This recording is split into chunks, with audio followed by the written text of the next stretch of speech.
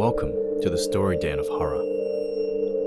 We kick off my first video for 2020 with 5 real stories from police officers that I've selected in what will be the first of an ongoing series.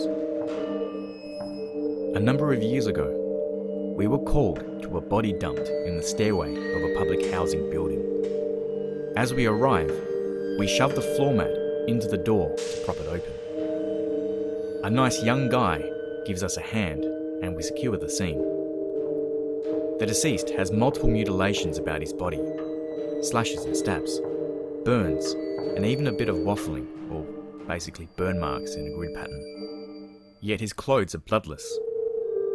The medical examiner arrives a short time later, who concludes that the body is completely drained of all its blood. The corpse is fresh, as no signs of decomposition have set in. The detectives arrive, and the investigation begins. We remove the body and resume our duties. A month later, an arrest is made. Remember that nice kid that helped us with the door?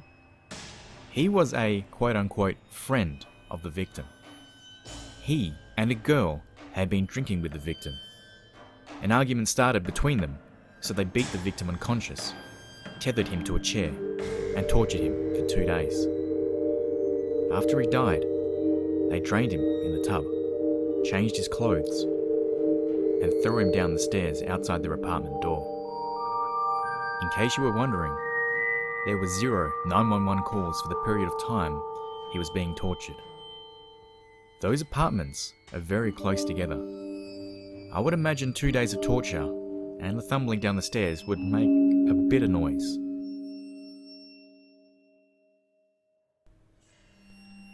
A number of years ago, I was employed as a small town cop in remote northern Australia.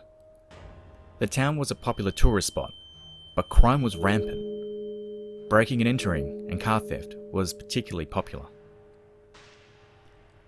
So it came as no surprise when we got a call at 2 a.m. from dispatch about an intruders on, which is a shortened version of intruders on premises.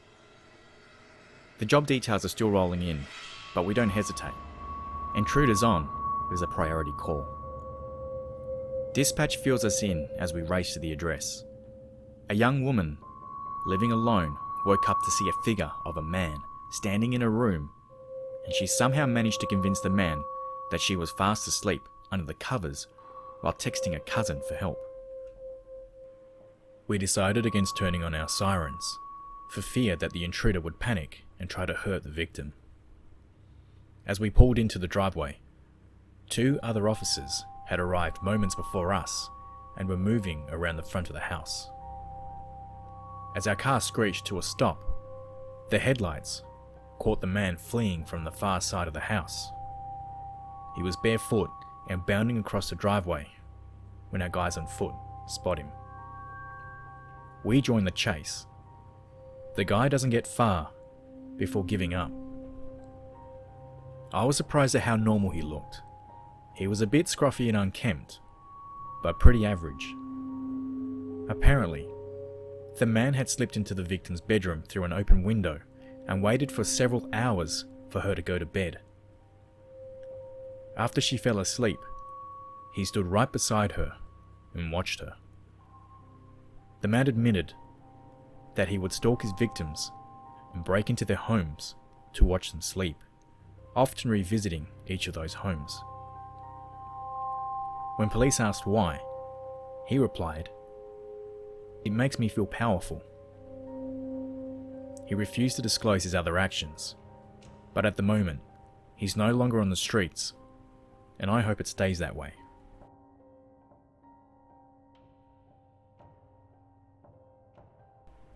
Many years ago, when I was a detective, I received a call to go to a house just around the corner from where I lived with my young family. The victims were a young woman and an 8-month-old baby. The baby was screaming and crying and had a huge burn on its stomach, so I took them to the hospital. On the way there, I found out that the mother's boyfriend had gotten mad at the baby, so he put a hot frying pan on top of him, which pinned the baby to the ground. The mother heard the screaming but it was too late. I've never heard a baby cry like that before. I stayed with them while staff attended to the baby at the hospital. Not long after, the boyfriend showed up. He was a big biker-looking man. I wasn't in police uniform that day, so he started hassling the medical staff, demanding to see his girlfriend and son, and became violent towards them. That's when I intervened. The man was twice my size and resisted arrest.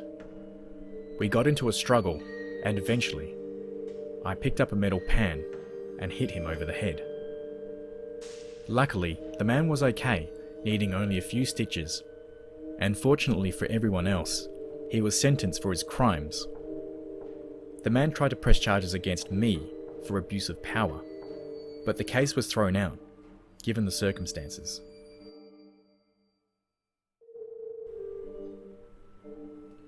This story comes from a friend of mine who's a police officer.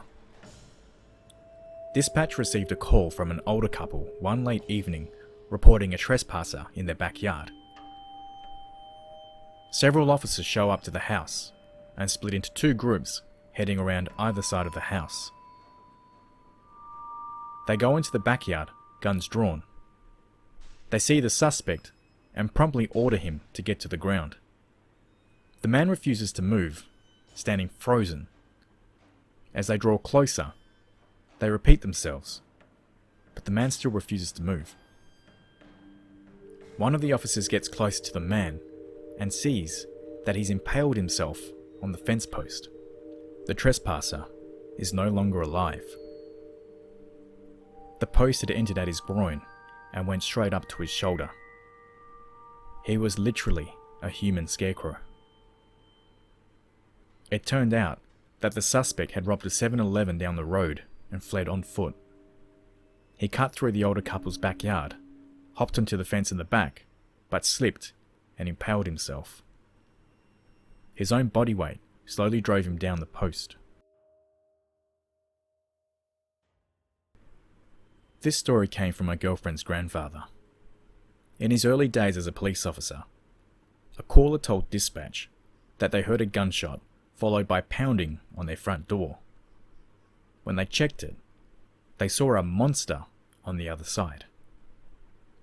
The caller also said that they heard more screams from down the hall, so the monster may have been trying to get to other people.